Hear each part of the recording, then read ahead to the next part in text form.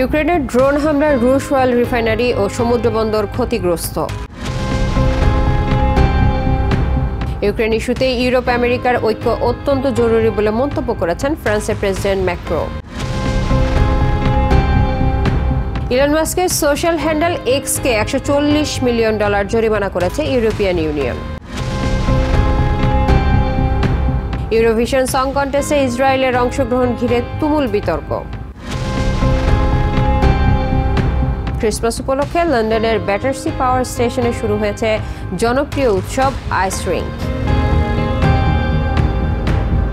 ইউরোপের হালনাগাদ ও বৈচিত্র্যময় খবরাখবর আপনাদের সামনে এক নজরে তুলে ধরছি আমি ইসরাত জাহান।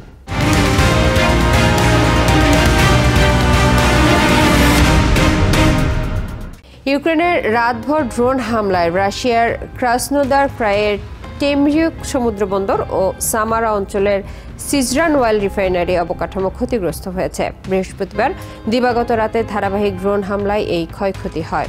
টেমরিউক বন্দরে বিস্ফোরণের পর আগুন ছড়িয়ে পড়ে এবং বন্দর অবকাঠামোর কিছু অংশ ক্ষতিগ্রস্ত হয়। কর্তৃপক্ষ জানায় কর্মীদের নিরাপদে সরিয়ে নেওয়া হয়েছে এবং কোনো হতাহতের ঘটনা ঘটেনি। স্থানীয় সূত্র ও ভিডিও বিশ্লেষণে ধারণা করা হচ্ছে বন্দরটির একটি গ্যাস টার্মিনালে আগুন লাগে।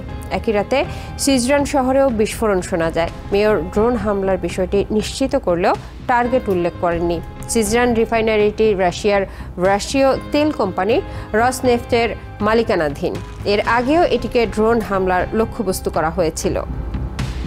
ইউক্রেনকে সহায়তার ক্ষেত্রে ইউরোপ ও আমেরিকার মধ্যে ঐক্য বজায় রাখা অত্যন্ত জরুরি বলে মন্তব্য করেছেন ফ্রান্সের প্রেসিডেন্ট ইমানুয়েল ম্যাক্রো। শুক্রবার চায়না সফরকালে সাংবাদিকদের এই কথা বলেন তিনি। ম্যাক্রো বলেন, ইউক্রেন ইস্যুতে আমেরিকান ও ইউরোপিয়ানদের ঐক্য অপরিহার্য। ম্যাক্রো আরও জানান, আমেরিকার নেয়া শান্তি উদ্যোগকে ইউরোপ স্বাগত জানায় এবং এসব প্রচেষ্টায় আমেরিকার পাশে ইউরোপিয়ান নেতৃত্ব প্রয়োজন। যদিও এর আগে জার্মান ম্যাগাজিন স্পিগল একটি গোপন আলোচনার নথি উদ্ধৃত করে জানায়, আমেরিকার শান্তি আলোচনার প্রচেষ্টাকে নিয়ে ম্যাক্রো ও জার্মান চ্যান্সেলর উভয়ই সন্দেহ প্রকাশ করেছেন। ইউক্রেন প্রসঙ্গে আমেরিকান ও ইউরোপিয়ানদের মধ্যে ঐক্য অপরিহার্য। আমি বারবারই বলছি, আমাদের একসঙ্গে কাজ করতে হবে। আমেরিকা যে শান্তি উদ্যোগ নিচ্ছে, আমরা তাকে স্বাগত জানাই এবং সমর্থন করি। এই শান্তি প্রক্রিয়ায় ইউরোপিয়ানদের নেতৃত্ব প্রয়োজন, কারণ ঘটনাটি ইউরোপের ভূখণ্ডে ঘটছে। অংশীদারত্বের মাধ্যমেই আমরা শান্তি উদ্যোগ কার্যকর করতে পারব। এখানে কোনো অবিশ্বাস নেই, বরং রয়েছে সহযোগিতা। ইউক্রেন আন্তর্জাতিক আইন এবং আমাদের যৌথ নিরাপত্তার স্বার্থে। অনলাইন কন্টেন্ট রুলস লঙ্ঘনের অভিযোগে ইলন মাস্কের সোশ্যাল মিডিয়া কোম্পানি এক্সকে $140 মিলিয়ন জরিমানা করেছে ইউরোপিয়ান ইউনিয়ন। শুক্রবার ইইউ ডিজিটাল সার্ভিসেস অ্যাক্টের আওতায় এই জরিমানা করা হয়। এক্সের নীতি লঙ্ঘনের মধ্যে রয়েছে ভেরিফাইড চেক মার্কের বিভ্রান্তিকর ডিজাইন, বিজ্ঞাপন সংরক্ষণের অস্বচ্ছতা এবং গবেষকদের পাবলিক ডেটাতে এক্সেস সরবরাহ করার ব্যর্থতা। ডিজিটালি সার্ভিসেস অ্যাক্ট অনুযায়ী এক্সকে 60 থেকে 90 কর্মদিবসের মধ্যে ব্যবস্থা নিতে হবে। এদিকে জরিমানা এড়াতে বিজ্ঞাপন লাইব্রেরি স্বচ্ছ করার প্রতিশ্রুতি দিয়েছে টিকটক। ইইউ বলেছে, নিয়মগুলো কোনো জাতীয়তাকে লক্ষ্য করে নয়, বরং ডিজিটাল ও গণতান্ত্রিক মানদণ্ডকে রক্ষা করতে। একই সঙ্গে এক্সে অবৈধ কন্টেন্ট এবং টিকটকের শিশু সুরক্ষা ও অ্যালগোরিদম নিয়ন্ত্রণ নিয়ে চলছে তদন্ত।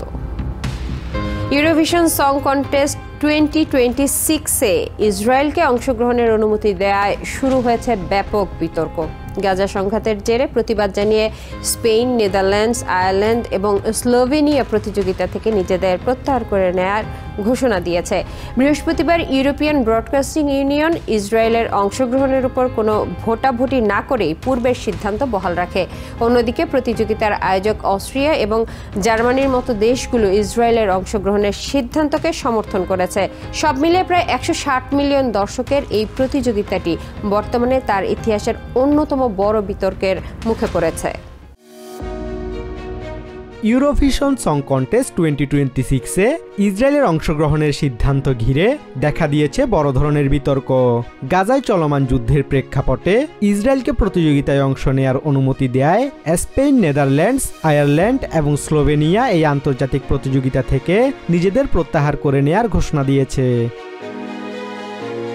বৃহস্পতিবার জেনেভায় ইউরোপিয়ান ব্রডকাস্টিং ইউনিয়ন বা ইবিইউ এর সবার পর এই ঘোষণা আসে। ইবিইউ ইসরায়েলের অংশগ্রহণ নিয়ে কোনো ভোটাভুটির আহ্বান না করার সিদ্ধান্ত নেয় এবং সহযোগী দেশগুলোকে প্রতিযোগিতা প্রভাবিত করা থেকে বিরত রাখার লক্ষ্যে নতুন নিয়ম পাশ করে। বর্জনকারী দেশগুলোর সম্প্রচার সংস্থাগুলো গাজায় ব্যাপক প্রাণহানি এবং এই প্রতিযোগিতাকে ইসরায়েল রাজনৈতিক উদ্দেশ্যে ব্যবহার করছে বলে অভিযোগ এনেছে। তারা মনে করে এই পরিস্থিতিতে ইসরায়েলের সঙ্গে একই মঞ্চে থাকা তাদের নৈতিক মূল্যবোধের পরিপন্থী। স্পেন, যারা ইউরোভিশনের অন্যতম প্রধান অর্থদাতা বিগ ফাইভ এর সদস্য, তাদের এই প্রত্যাহারের সিদ্ধান্তটি বিশেষ তাৎপর্যপূর্ণ। মাদ্রিদে সাধারণ স্প্যানিশ নাগরিক এবং ইউরোভিশন ভক্তরাও এই পদক্ষেপকে স্বাগত জানিয়েছেন।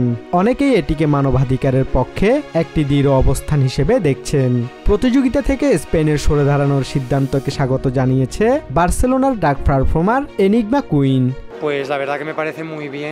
ইউরোভিশন যদি একটি গণহত্যাপরণ সহিংস যুদ্ধ সৃষ্টিকারী দেশকে তাদের উৎসব থেকে সরানোর কোনো পদক্ষেপই না নেয়, তাহলে প্রতিবাদের অংশ হিসেবে স্পেনের সরে দাঁড়ানো খুবই ভালো সিদ্ধান্ত। আশা করি আরও দেশ এতে যোগ দেবে যাতে উৎসবটি এগোতে না পারে এবং তারা এ ধরনের বিষয়গুলোতে অনুমতি দেয়া বন্ধ করে। অন্যদিকে আগামী বছর প্রতিযোগিতার আয়োজক অস্ট্রিয়া সহ জার্মানি ইসরায়েলের অংশগ্রহণের সিদ্ধান্তকে সমর্থন করেছে। জার্মান পররাষ্ট্রমন্ত্রী জোহান ওয়াদেফুল বলেন, ইসরায়েল ঐতিহ্যগতভাবে এই আয়োজনের অংশ। ইউরোভিশন সং কন্টেস্টে ইসরায়েলকে অংশগ্রহণের অনুমতি দেওয়ার সিদ্ধান্তকে আমরা স্বাগত জানাই। ইসরায়েল ঐতিহ্যগতভাবে এই প্রতিযোগিতার অংশ এবং এটি অবশ্যই একটি স্বাধীন সিদ্ধান্ত। তবে জার্মান দৃষ্টিকোণ থেকে আমি শুধু এটিকে স্বাগতই জানাতে পারি না, পাশাপাশি অন্যান্য সংশ্লিষ্ট রাষ্ট্র ও সংস্থাকেও উৎসাহিত করতে চাই। তারা যেন গুরুত্ব সহকারে বিবেচনা করে তারা যুক্ত থাকবেন কিনা। সংস্কৃতি সবসময়ই মানুষের মধ্যে ঐক্য আনার বিষয় হওয়া উচিত। এদিকে ইউরোভিশন প্রতিযোগিতার পরিচালক মার্টিন গ্রিন বয়কটের মুখে থাকা সংকটকে উড়িয়ে দিয়েছেন। এক সাক্ষাৎকারে তিনি বলেন, প্রায় 35 জন সদস্য তাদের সাথে যোগ দিতে যাচ্ছে। It's no ways a crisis. We've got 35 members or so going to join us next year. Now, I understand the 4 or 5 who might not come. That's their choice. I completely respect that. তিনি আরো বলেন যে Eurovision দ্বিতীয় বিশ্বযুদ্ধের পর জন্ম নিয়েছিল এবং এর লক্ষ্য ছিল মানুষকে একত্রিত করা। ব্রিটেনের কটসওল্ডস অঞ্চল থেকে আসা দর্শনার্থী ড্যারেন বার্ক মনে করেন, ইউরোভিশন যে মূল্যবোধ ধারণ করে তা রাজনীতি নয়। So we're big fans of Eurovision, and I think what Eurovision stands for isn't politics. So it's a bit like sport as well. You know, politics really shouldn't get involved. Eurovision song কন্টেস্টকে এবার প্রথম এ ধরনের বড় বিতর্কে পড়তে হলো, যা এই প্রতিযোগিতার নিরপেক্ষতাকে নিয়ে তুলেছে নানা প্রশ্ন। Basudebnath, TVN 24 news desk. লন্ডনের ব্যাটারসি পাওয়ার স্টেশনে চতুর্থবারের মতো শুরু হয়েছে জনপ্রিয় উৎসব আইস রিঙ্ক। গ্লাইড শিরোনামে আইস রিঙ্কটি 3টি আন্তঃসংযোগকারী রিঙ্ক ও একটি বড় ক্রিসমাস ট্রি নিয়ে গঠিত। আয়োজকরা এটিকে লন্ডনের একমাত্র আলোকিত স্কেটিং ট্রেল হিসেবে উল্লেখ করেছেন। জনসাধারণের জন্য 4 ডিসেম্বর শুরু হওয়া এই উৎসবটি চলবে আগামী 4 জানুয়ারি পর্যন্ত। ইংল্যান্ডের লন্ডনের ব্যাটারসি পাওয়ার স্টেশনে বৃহস্পতিবার চতুর্থবারের মতো উদ্বোধন করা হয়েছে জনপ্রিয় উৎসব আইস রিঙ্ক। গ্লাইড শিরোনামে এই আইস রিঙ্কটি 3টি আন্তঃসংযুক্ত রিঙ্ক নিয়ে গঠিত, যার কেন্দ্রে রয়েছে একটি বিশাল ক্রিসমাস ট্রি। সাধারণ মানুষ এখানে একটি উৎসবমুখর ক্যারোসেলেও চড়তে পারবে এবং গায়িকা কাইলি মিনোগের থিমে সজ্জিত স্কেটিং সেশনগুলোতে অংশ নিতে পারবে। এক সাক্ষাৎকারে senior event manager Georgina Clarke বলেন, এই বছর গ্লাইডে তারা নতুন একটি স্কেটিং ট্রেল তৈরি করেছেন। তিনি আরো বলেন, 200 মিটার দীর্ঘ আলোকিত এই ট্রেলটি লন্ডনের একমাত্র স্কেট ট্রেল, যেখানে রয়েছে রিভার টেমস ও আইকনিক ব্যাটারসি পাওয়ার স্টেশনের নানা দৃশ্য। So it's London's only skate trail and it's 200 meters of illuminated archways with scenes of the River Thames and of course the iconic Battersea Power Station. 1930-এর দশকে তৈরি এই পাওয়ার স্টেশনটি একসময় বাকিংহাম প্যালেস ও parliament সহ লন্ডনের 1/5 বিদ্যুৎ সরবরাহ করত। তবে এটি বিশ্বব্যাপী বেশি পরিচিত পিঙ্ক ফ্লয়েডের 1977 সালের অ্যানিমেলস অ্যালবামের প্রচ্ছদের জন্য, যেখানে এর পাশাপাশি একটি শূকরকে শূন্যে ভেসে থাকতে দেখা যায়। একসময়ের পরিত্যক্ত জায়গাটি এখন অফিস, দোকান ও বিলাসবহুল অ্যাপার্টমেন্টে রূপান্তরিত হয়েছে, যা এর সৌন্দর্যকে দিয়েছে ভিন্ন মাত্রা। 4 ডিসেম্বর শুরু হওয়া এই জমজমাট উৎসবটি জনসাধারণের জন্য উন্মুক্ত থাকবে আগামী বছরের 4 জানুয়ারি পর্যন্ত। Basudebnath, TVN24 news desk.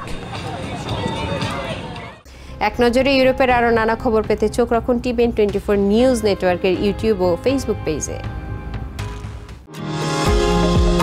New York থেকে সম্প্রচারিত TVN24 টেলিভিশন বিশ্বজুড়ে বাঙালির কণ্ঠস্বর।